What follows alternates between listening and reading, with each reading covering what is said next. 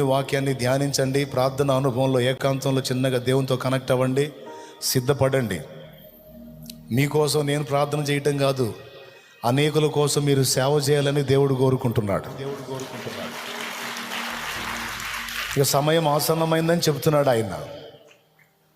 నేను నిన్ను దర్శిస్తున్నా ఈవేళ, ఈరోజు నీ ఇది అంటున్నాడు.